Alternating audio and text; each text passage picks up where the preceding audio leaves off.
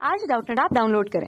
Doubtnut पर अपने सभी गणित, रसायन विज्ञान, भौतिक विज्ञान और जीव विज्ञान के डाउट्स का करो सफाया।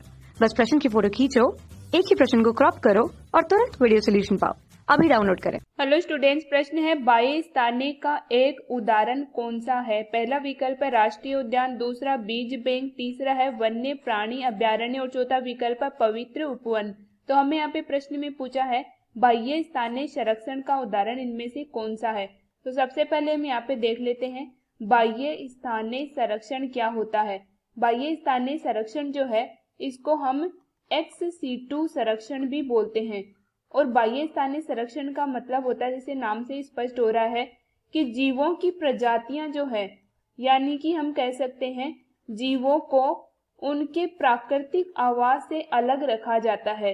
प्राकृतिक आवास से उनको अलग रखा जाता है और अलग रख के वहां पे उनको प्राकृतिक आवास जैसी ही कंडीशन दी जाती है और उनको उनके प्राकृतिक आवास से अलग रख के वहां पे उनका संरक्षण किया जाता है। तो इस प्रकार से हम कह सकते हैं कि जीवों को उनकी प्राकृतिक आवास से अलग संरक्षित किया जाता है। तो ये कंडीशन पाई जाती है बाह्य स्थानीय संरक्षण या एक्स सीटू कंजर्वेशन में। अब हम बात कर लेते हैं बाह्य स्थानीय संरक्षण जो है वो कहाँ कहाँ होता है।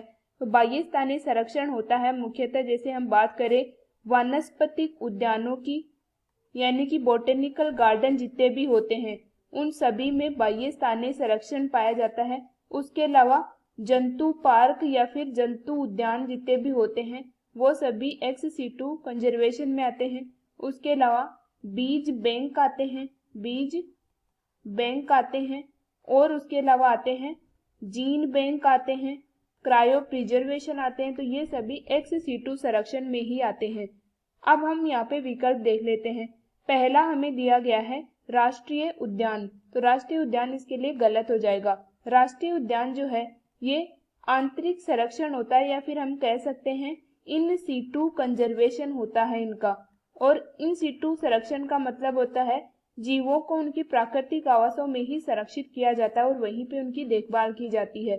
इन सीटू संरक्षण आता है राष्ट्रीय उद्यान। और राष्ट्रीय उद्यान जो है ये एक प्रकार के प्राकृतिक उद्यान होते हैं, प्राकृतिक उद्यान, और इसमें प्राकृतिक परिस्थितियों में ही पादपों का संरक्षण किया जाता है। पादप प्रजाति को यहाँ पे संरक्षित किया जाता है। और राष्ट्रीय उद्यान जो है ये इंडिया में लगभग 104 है इनकी संख्या।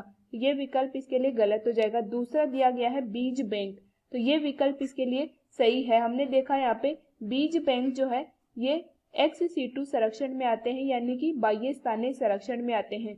बीज बैंक जो है इनमें कम तापमान पर बीजों का संरक्षण किया जाता है। कम तापमान पर बीज संरक्षित किए जाते हैं और ये जो संरक्षित बीज है इनको भविष्य में अन्य प्रजाति उत्पन्न करने या फिर प्रजातियों में विभिन्नता उत्पन्न करने के लिए काम में लिया जाता है। तो ये विकल्प इसके लिए सही है।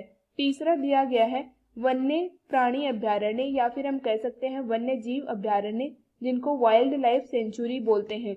और इनकी संख्या जो है इंडिया में लगभग ये 566 अभ्यारण्य पाए जाते हैं।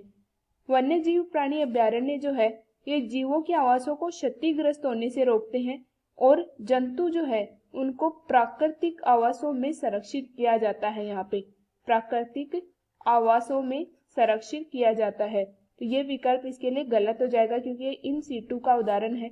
चौथा दिया गया पवित्र उपवन, तो ये भी इसके लिए गलत है क्योंकि पवित्र उपवन जो है ये भी इन सीटू संरक्षण में ही आते हैं। और इंडिया में लगभग 14,000 पवित्र उपवन पाए जाते हैं। कुछ एक्सपर्ट कहते हैं कि इनकी संख्या इससे भी अधिक है। तो पवित्र उपवन जो है उसमें विलुप्ति के कगार पर जो प्रजातियां होती हैं, विलुप्ति के कगार पर उपस्थित प्रजातियां, उनका यहाँ पे संरक्षण किया जाता है, प्रजातियां, और वो भी प्राकृतिक रूप से इनका संरक्षण किया जाता है प्राकृतिक आवासों में। तो इस प्रकार से ये विकल्प भी गलत हो जाएगा। और हमें यहाँ पे बाह्य स्थानीय पूछा था जिसका उत्तर है बीज बैंक, तो हमारा सही उत्तर आ जाएगा यहाँ पे विकल्प नंबर 2। कक्षा 6 से 12वीं से लेकर नीट, IIT, JEE वो एडवांस के लेवल तक 1 करोड़ से ज्यादा छात्रों का भरोसा। आज ही डाउनलोड करें डाउटनेट ऐप या व्हाट्सएप करें अपने सारे डाउट्स 8400 400 400 पर।